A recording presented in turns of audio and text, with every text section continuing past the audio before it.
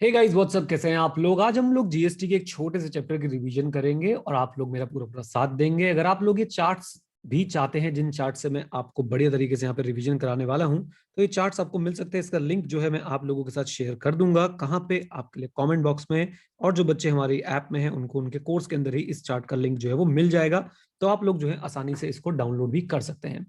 आज हम जो चैप्टर रिवाइज करने वाले हैं उस चैप्टर का नाम क्या है मित्रों, जल्दी बता दीजिए। Time of supply. राइट, जो बच्चे लाइव में हैं वो चैट में जो है वो बताते रहेंगे।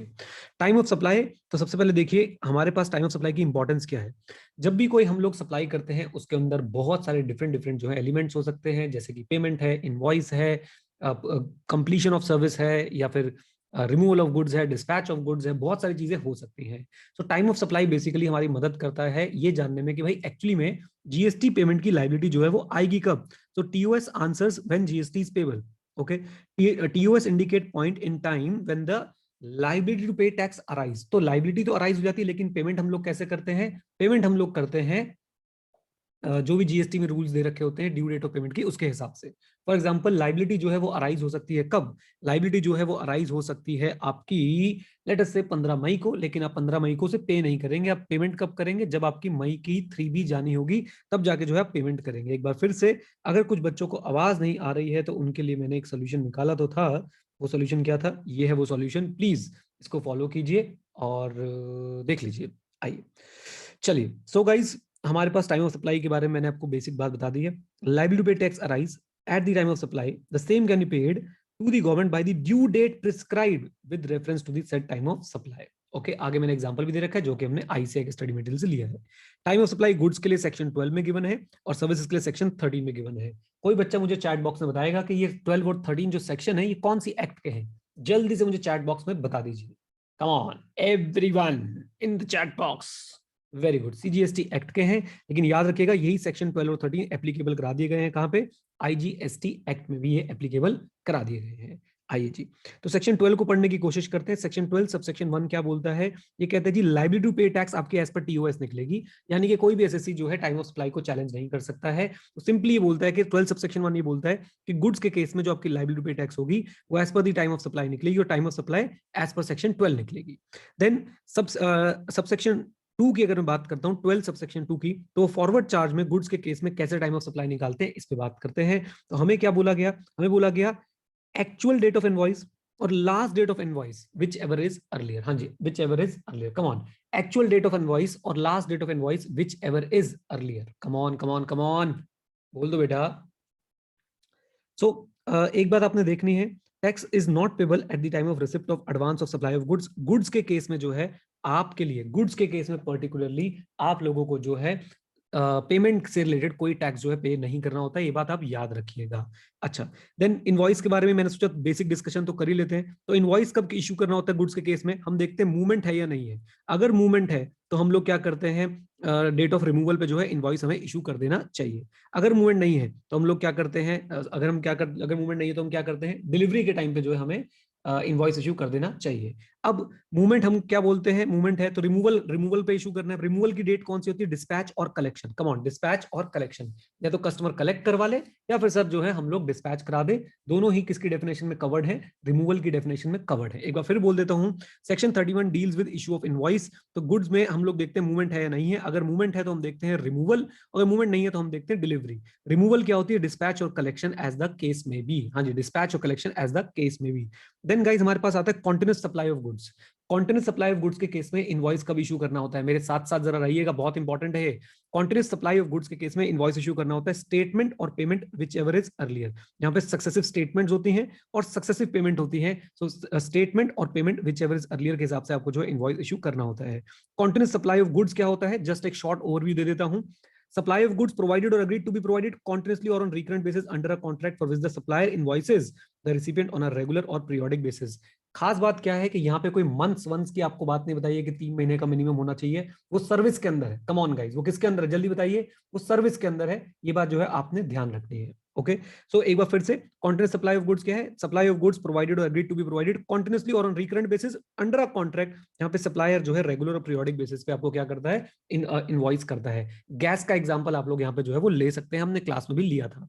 याद रखिएगा ये एक रिवीजन वीडियो है, और इस रिवीजन वीडियो के केस में आप लोगों ने क्या करना है, आपने पहले पढ़ के रखना है, उसके बाद इसको देखना है। अगर आप डायरेक्टली इसको देखेंगे तो भाई से माइंड में शॉर्ट सर्किट हो जाएगा। एनीवेज 12 सबसेक्शन 3 की बात करते हैं, supply of goods under reverse charge. तो रिवर्स चार्ज में हमने देखना है earliest of the following, date of receipt of goods, जब गुड्स रिसीव हुए, डेट ऑफ पेमेंट, यहाँ पे ये ध्यान रखिएगा कि ये डेट ऑफ पेमेंट की बात हो रही है, जब आपने पेमेंट करी, जब आपने पेमेंट करी। ओके, डेट ऑफ पेमेंट और 31st day from the date of issue of invoice और other document, earlier of the, आपने देखना है कि भाई इन तीनों में से जो भी पहले हो जाएगा, receipt of goods, date of payment और 31st डे। आपकी बुक में 30 डेज लिखा होगा, वो लिखा है कि day after the 30th day, हमने सीधा इसको क्या बोल दिया? कम ऑन टेल मी, जल्दी बताइए, 31st डे। ओके अच्छा, now what is date of payment? Date of payment books और bank whichever is earlier, books और bank debit whichever is earlier. याद रखिएगा यहाँ पे आप पेमेंट कर रहे हैं, recipient is liable to pay GST in case of reverse charge. इतनी मैं आपसे उम्मीद करता हूं कि आपको पता है, recipient is liable to pay GST in case of reverse charge. तो यहाँ पे सर जी हम लोग क्या करने वाले हैं? डेट ऑफ पेमेंट देखने वाले हैं। डेट ऑफ पेमेंट होगी बुक्स और debit in bank whichever is earlier. मैंने एक छोटा सा एग्जाम्पल भी दे दिया है क्योंकि इसमें पर्टिकुलरली बच्चों को दिक्कत रहती है। इनवॉइस इशू किया 1/10 को, रिसिप्ट गुड्स रिसीव हुए हैं 15/11 को, date of payment in books 18/11, date of payment in bank 20/11। तो पहली बात तो हम बुक्स वाले को ले लेंगे, अर्लियर है, लेकिन हमारा टाइम ऑफ सप्लाई क्या आएगा? 1/11। कैसे निकाला बेटा मैंने? 31st डे, 1/10 से 31st डे मैंने निकाला, और वो मेरा निकल के आ रहा है 1/11। याद रखिए earlier of the following, receipt मुझे कब हुई है? 15/11 को हुई है।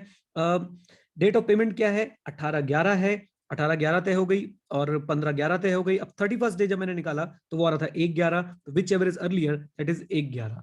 ओके, ये एग्जांपल याद रखिएगा, आपको बहुत ज्यादा क्लैरिटी मिलेगी इससे आगे भी एग्जाम के अंदर। ओके लीजिए, then date on which goods are recorded in the books of account of the recipient of the supply. इसका मतलब ये आपका एक रेजिडुअरी पॉइंट है। अगर आप इस तरीके से जो है टाइम ऑफ सप्लाई नहीं निकाल पा रहे हैं गुड्स के केस में, तो हम सिंपली देखेंगे कि भाई गुड्स कब रिकॉर्ड किए गए थे इन the books of account of recipient, basically entry कब पास की गई थी इन the books of account of recipient. Exam में इतना नहीं पूछते बट फिर भी हमें पता होना चाहिए। लीजिए 12.4 पे चलते हैं। 12.4 बात करता है वाउचर्स। वाउचर्स का एक सिंपल से मैंने डेफिनेशन लिखी है, और उसकी डेफिनेशन बहुत बड़ी है, if I am not wrong section 2118 में है, आपके नोट्स में शायद नहीं होगी, बट याद रखिए वाउचर है क्या? Instrument to be accepted as a consideration. वैसे आप पेमेंट करते हैं कैश में, लेकिन कई बार आप पेमेंट कर सकते हैं किसमें मित्रों? वाउचर से। तो voucher is a instrument which is to be accepted as a consideration, very simple. Okay, तो वाउचर के केस में हम देख रहे हैं सप्लाई आइडेंटिफाइबल है या अदरवाइज। अगर सप्लाई आइडेंटिफाइबल है तो date of issue of voucher जो है क्या बन जाएगा हमारा? Time of supply. अगर सप्लाई आइडेंटिफाइबल नहीं है तो डेट ऑफ रिडम्पशन हमारे लिए क्या बन जाता है? Time of supply. याद रखिएगा सेम प्रोविजन एप्लीकेबल है in case of time of supply of service. Come on, same provision applicable है in case of time of supply of service. Voucher के केस में सिर्फ ये बात याद रख लीजिए, supply identifiable, supply not identifiable. If supply is identifiable तो हम लोग क्या करेंगे? Date of issue of voucher. अगर सप्लाई आइडेंटिफाइबल नहीं है तो मित्रों क्या करेंगे? Date of redemption. ओके एक यहाँ पे बच्चों का डाउट आता है वो फूड वाले क्वेश्चन में, वहां पे ना आईसी ने क्या लिखा है कि फूड आइटम्स। तो फूड आइटम्स मतलब वैरायटी ऑफ फूड आइटम्स, यानी सप्लाई इज नॉट आइडेंटिफाइबल, जो फूड वाला एग्जांपल है। और जब सप्लाई इज नॉट आइडेंटिफाइबल तो डेट ऑफ रिडम्पशन होगी। फिर हमारे पास कुछ और भी एग्जांपल्स थे, शायद मैंने आपको कंप्यूटर हार्डवेयर वाला एग्जांपल कुछ कराया था, तो वहां पे अगर सप्लाई आइडेंटिफाइबल है तो date of issue of voucher हो जाएगा। लेकिन अगर वैरायटी ऑफ फूड आइटम है तो हम लोग क्या बोलेंगे? डेट ऑफ रिडम्पशन, क्योंकि वैरायटी ऑफ फूड आइटम मतलब अलग अलग फूड आइटम के अगेंस्ट जो आप उसको यूज कर सकते हैं।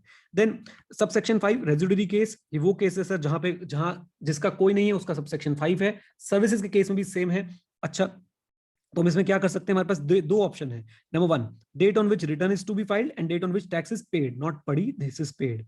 Date on which return is to be filed and date on which tax is to be paid. आपको मैंने क्लास में कैलेंडस्टाइन रिमूवल वाला एक एग्जांपल कराया है, जहां पे किसी को नहीं पता था कि भाई एक सैलरीड बंदा था, उसने क्या कर लिया था? सैलरीड बंदे ने जो है गुड्स रिमूव करे थे, गुड्स सप्लाई करे थे, तो उसका टाइम ऑफ सप्लाई नहीं निकल पा रहा था, तो उसके लिए हमने जो है ये रूल लगा देना है। देन सब सेक्शन 6 जो कि मुझे काफी इंपॉर्टेंट लगता है आपके एग्जाम के पॉइंट ऑफ व्यू से, इंटरेस्ट, लेट फी और पेनल्टी फॉर डिलेड पेमेंट के केस में टाइम ऑफ सप्लाई कब निकलते हैं? The date on which the supplier receives such addition in value. तो जिस दिन रिसीव हुआ उस दिन, इसका इनवॉइस से किसी और चीज से कुछ भी लेना देना नहीं है। कम ऑन, इसका इनवॉइस से किसी और चीज से कुछ भी लेना देना नहीं है, simply the date on which the supplier receives such addition in value. एक आपको बोनस पॉइंट देता हूं, ब्राउनी पॉइंट देता हूं, याद रखिएगा कि ये आपकी वैल्यू में तभी ऐड होते हैं जब चार्ज किए गए हों। अगर मैंने अपने रिसिपिएंट से इंटरेस्ट लेना था लेकिन वेव ऑफ कर दिया, कम ऑन, मैंने अपने रिसिपिएंट से इंटरेस्ट लेना था लेकिन अगर क्या कर दिया, वेव ऑफ, तो ये मेरी वैल्यू के अंदर ऐड, कम ऑन, वैल्यू के अंदर ऐड, चैट में बताओ जल्दी से, वैल्यू के अंदर ऐड नहीं होगा। वेरी गुड हर्ष, शाबाश, अमीर, राहुल, बहुत ही बढ़िया, नहीं होगा। और उस केस में टाइम ऑफ सप्लाई भी नहीं निकालना पड़ेगा। लेकिन सर अगर मैंने वेव नहीं किया तो मेरी वैल्यू के अंदर ऐड होगा, और ऐड होगा तो याद रखिएगा हमें इसका टाइम ऑफ सप्लाई भी निकालना पड़ेगा। और टाइम ऑफ सप्लाई उस केस में क्या होगा, जिस दिन ये क्या हुआ है, रिसीव हुआ है। एक बात, दूसरी बात, आप एक बात और ध्यान रखिएगा कि अगर 1 लाख की पेनल्टी लगी है मित्रों, तो आपके पास 2 अप्रोच होती है, याद है ना आपको, या तो अब इसे इंक्लूसिव ऑफ जीएसटी मान लो, या अब इसे एक्सक्लूसिव ऑफ जीएसटी मान लो। याद आ रहा है कि नहीं आ रहा है, इंक्लूसिव और एक्सक्लूसिव, जो मैंने आपको बता रखा है वैल्यूएशन के चैप्टर में, आईसीआई को फॉलो करना है बिल्कुल उसी चीज को देखते हुए। लीजिए ये था हमारा सेक्शन 12। अब चलते हैं सेक्शन 13 पे। I hope everyone knows section 13 deals with time of supply in case of what, services.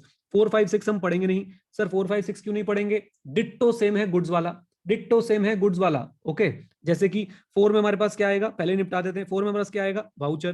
5 में हमारे पास क्या आएगा, रेजिडुअरी केस। और 6 में हमारे पास क्या आएगा, जो इंटरेस्ट पेनल्टी या interest late fee penalty for delayed payment लगता है। तो इसे हमने पढ़ना नहीं है। सबसे पहले चलते हैं 13 सबसेक्शन 1, इसमें कुछ है नहीं, इसमें सिंपल बात बार बार बोली जाती है। 12(1), 13(1) सिर्फ ये बोलता है liability to pay tax will be determined as per the time of supply, that's it. तो अब 13(2) बिल्कुल उसी मूड में चलेंगे। 13(2) बच्चों डील करता है किससे, फॉरवर्ड चार्ज के केस में, time of supply in case of service when forward charge is there. Okay, तो फॉरवर्ड चार्ज के केस में हम लोग क्या देखते हैं, सबसे पहले क्या हमने इनवॉइस टाइम पे इशू कर दिया, अगर हाँ तो इनवॉइस और payment whichever is earlier. अगर इनवॉइस हमने टाइम पे इशू नहीं किया है तो हम क्या देखते हैं, पेमेंट और provision of service whichever is earlier, date of payment आ जाएगा, पेमेंट और provision of service whichever is earlier. Come on, simple फंडा पहले याद रखिए। फॉरवर्ड चार्ज सर्विस के केस में हमें सिर्फ ये देखना है क्या इनवॉइस टाइम पे इशू हुआ है, अगर हाँ तो इनवॉइस और payment whichever is earlier, अगर ना तो भैया आपकी date of provision of service और date of payment whichever is earlier. हाँ जी, date of payment whichever is earlier. Okay, अब जरा इधर देखिए, प्लीज देखिए, यहां पे हमने date of receipt of payment देखना है, date of receipt of payment, payment जा नहीं रही है, पेमेंट आ रही है, ये बात आपने याद रखनी है। ओके, तो date of receipt of payment क्या होती है, वही फिर से payment entered in books account और payment credit to bank account whichever is earlier, payment entered in books of account और payment credit to bank account whichever is earlier. अच्छा, invoice time फिर से section 31 में जा रहे हैं, overview दे रहा हूं। इनवॉइस टाइम क्या होता है, 30 days from the date of supply of service. Insurer, banking company, NBFC, financial institution etcetera 45 days. General rule is 35 days from the supply of service, but in case of insurance business, banking, including non-banking financial company and financial institution, invoice must have been issued within 45 days of the supply of service. Continuous supply of service की बात करते हैं तो इसकी definition पे जरा ध्यान दीजिएगा। Provided or agreed to be provided continuously or on recurrent basis under a contract, इसका highlight है ये, for a period exceeding कितना, 3 months। ये आपकी गुड्स की डेफिनेशन में नहीं था, ये बात आपकी गुड्स की डेफिनेशन में नहीं थी, सिर्फ सर्विस की डेफिनेशन में है। And yes with periodic payment obligation. तो ये हमारी कॉन्टिन्यूस सप्लाई हो गई। इसका invoice, continuous supply of service का इनवॉइस हम कैसे इशू करते हैं, हम देखते हैं पेमेंट असर्टेनेबल है तो इनवॉइस हम कर देते हैं ड्यू डेट ऑफ पेमेंट पे। ओके, इसमें एक क्वेश्चन है आपकी बुक के अंदर, वहां पे उन्होंने पेमेंट की डेट जो है सर्टेनेबल बता रखी है, लेकिन ये नहीं बताया कि इनवॉइस इशूड है या नहीं। तो आईसीए ने उसमें अजम्पशन ले ली है कि we are assuming that invoice was issued because date of payment was ascertainable, तो इनवॉइस जो वहां पे इशू हो चुका है। ओके, अगर पेमेंट असर्टेनेबल नहीं है तो हम क्या करेंगे, हम करेंगे, अगर हमारी due date of payment ascertainable नहीं है, then in that case before और at the time when the supplier of service receives the payment. Okay, तो अगर पेमेंट असर्टेनेबल है तो हम क्या कर देंगे, before the due date of payment. और अगर payment due date of payment ascertainable नहीं है तो हम सिंपली क्या करेंगे, when supplier of service receives that payment, that is receipt of payment simply speaking. और अगर पेमेंट किसी कंप्लीशन ऑफ इवेंट से लिंक्ड है तो इनवॉइस हम लोग उस इवेंट से पहले जो है इशू करेंगे। फॉर एग्जांपल मैंने आपको बताया था कि जैसे कि 30% काम होने पे जो है आपकी पेमेंट मिलेगी, 60% काम होने पे जो आपकी पेमेंट मिलेगी। ओके, ये बात आपने ध्यान रखनी है। ये कॉन्ट्रैक्ट सप्लाई ऑफ सर्विस की बातचीत थी।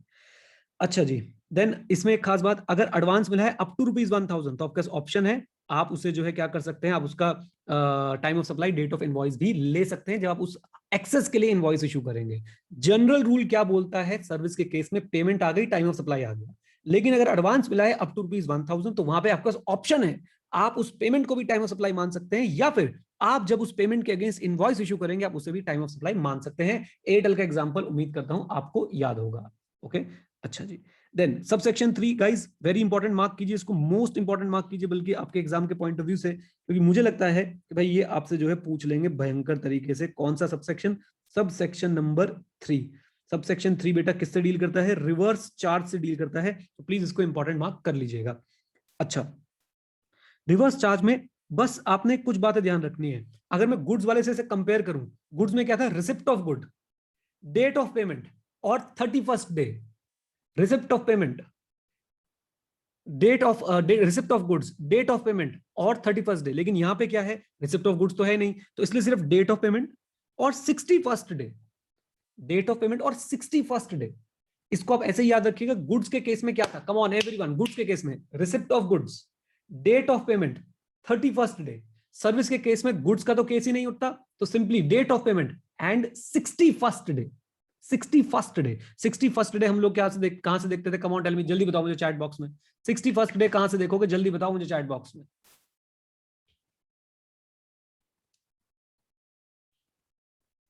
डेट ऑफ इनवॉइस से, वेरी गुड। हाँ जी, कहां से? डेट ऑफ इनवॉइस से। अच्छा जी, जरा देखिए, जरा यहाँ पे एग्जांपल लिखा हुआ है।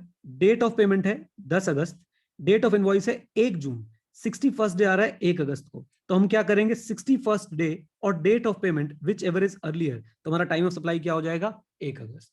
ये एग्जाम्पल आपको क्लास में भी कराया गया था। जब भी रिवर्स चार्ज का टाइम ऑफ सप्लाई पढ़े, प्लीज उसकी एक रिवीजन कर लीजिए एग्जाम्पल के थ्रू। Okay, come on. अच्छा जी, अगर इसमें कहीं बैठ नहीं रहे हो तो फिर वही date of entry in books of accounts of the recipient of the supply. तो अगर आपको रिवर्स चार्ज में आप आ रहे हो, आप रिवर्स चार्ज में आपको जीएसटी पे करना था और आपके पास ये डेटा अवेलेबल नहीं है, तो हम आपका टाइम ऑफ सप्लाई कैसे निकाल देंगे? Date of entry in books of accounts of the recipient of supply. जिस दिन जो है रिसिपिएंट ने अपनी बुक में उस सर्विस की एंट्री बुक करी होगी, हम उसी डेट को क्या मान लेंगे? Time of supply. Now associated enterprise, another important topic for from your exam point of view, तो प्लीज इसको बिल्कुल भी मिस ना करें, बहुत ही इंपॉर्टेंट है, इसको कोई बच्चा मिस नहीं करेगा और आसान बहुत है। Earliest of the following, entry और payment whichever is early. Entry और payment whichever is early concept मैंने आपको क्लास में समझाया था कि जानबूझ के जो है इनवॉइस देते ही नहीं है, राइट। और यहाँ पे इनवॉइस का कोई रोल भी नहीं है। इवन अगर आपके एग्जाम में ये भी लिखा आ जाए कि भाई इनवॉइस इशूड है, तब भी उसे इग्नोर कर दीजिएगा। अगर आपके एग्जाम में ये भी लिखा आ जाता है एसोसिएटेड एंटरप्राइज का केस है, याद है एसोसिएटेड एंटरप्राइज कौन सी होती है? एक बाहर और एक इंडिया में, राइट। और उसकी और भी डेफिनेशन है सेक्शन 92A के हिसाब से, लेकिन हमें वो पढ़नी नहीं होती है। याद रखिएगा ध्यान से कि भाई एक बाहर है और एक इंडिया में है, उसे हम बोलते हैं एसोसिएटेड एंटरप्राइज। इनके केस में हम लोग कैसे निकालते हैं टाइम ऑफ सप्लाई? एंट्री और payment whichever is earlier, invoice has to be completely ignored. हाँ जी, invoice has to be completely ignored. Easy. आइए देन बात करते हैं 4, 5, 6 तो हमने बात कर ही ली है। ये हमारा पूरा का पूरा चैप्टर जो है समाप्त हो चुका है। एंड गाइस मैं आपको बता दूं, हमने 15 मिनट के अंदर अंदर लगभग ये पूरा का पूरा चैप्टर रिवाइज कर लिया है। अब आपने क्या करना है? एक बार प्लीज आईसीआई के क्वेश्चंस तुरंत, जैसे ही रिवीजन वीडियो एंड होगी, तुरंत आप लोग आईसीआई के सारे क्वेश्चंस कर लीजिए। एक बार को टेबुलर वाले क्वेश्चंस छोड़ दीजिएगा, लेकिन बाकी सारे क्वेश्चंस जो है वो कर लीजिएगा। अच्छा, इसमें एक बात जरा ध्यान रखिएगा, हो सकता है कि एक ही सप्लाई है लेकिन उसके 2 पार्ट बना दिए हैं। उसकी एक पेमेंट की डेट कुछ और है, वन पेमेंट की डेट कुछ और है, उसके हाफ पेमेंट की डेट जो है वो कुछ और है। हाफ पेमेंट किसी और डेट पे मिली है, हाफ पेमेंट किसी और डेट पे मिली है। तो इन दोनों पेमेंट का अलग अलग क्या निकल सकता है? Time of supply. ये हमने क्लास में किया हुआ है। एक ही सप्लाई है, उसकी पेमेंट अलग अलग डेट पे आ रही है, इनवॉइस हो सकता है सेम डेट पे हो, तो पेमेंट और इनवॉइस की डेट को कंपैरिजन करके दोनों का अलग अलग क्या निकल सकता है मित्रों? Time of supply. Come on guys, ये हमने करा हुआ है क्लास के अंदर। तो एक बार अब आप आईसीआई के क्वेश्चंस कर लीजिए, चैप्टर आपका समाप्त हो चुका है। इसी तरह से हम लोग जो है आपके साथ और भी चैप्टर रिवाइज करेंगे। इस वीडियो को यहीं पे समाप्त करते हैं और रिकॉर्डिंग स्टॉप करने के बाद एक बार आपसे बातचीत कर लेंगे, ताकि आप लोगों को जो भी दिक्कत परेशानी हाई तौबा हो वो हम लोग ले पाए। Right guys, with this note thank you very much, stay connected, stay hit, जय हिंद। और हाँ मित्रों, सीखते रहें, क्योंकि सीखना बंद तो जीतना बंद। Bye bye and take care. सब लोग बाय बाय करते हैं जरा, यूट्यूब वालों को bye bye bye bye bye bye bye.